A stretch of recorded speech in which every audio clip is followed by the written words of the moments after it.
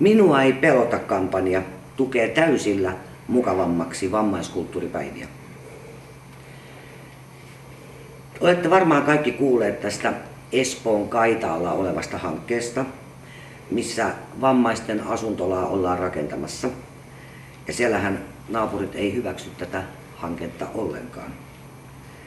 Ja me oikeastaan suivaannuttiin siitä, että ihmiset on loputtoman ahneita, omaa etuaan tavoitellaan kaiken aikaa, eikä ajatella kanssaolijoita. Eikä tämä ole ainoastaan Espoon ongelma, vaan tätä löytyy ihan ympäri Suomea. Eli me otettiin hernen nenään tästä ja päätettiin aloittaa tämä Minua ei pelota -kampanja. Ja sen myötä perustettiin myöskin Facebook-sivusto. Eli menkää katsomaan sivustolle. Tämän sivuston tarkoituksena on jakaa tietoa, koska useimmiten tietämättömyys aiheuttaa näitä asennevammoja. Ja se on kaikkein pahin vamma, tämä asennevamma. Eli facebook.com/eipelota1.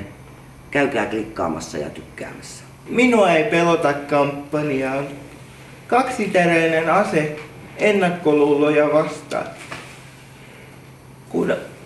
Miettikääpä, kun aina puhutaan siitä, kuinka vammattomat pelkäävät vammaisia, mutta samaa teemme myös me vammaiset vammattomia kohtaan.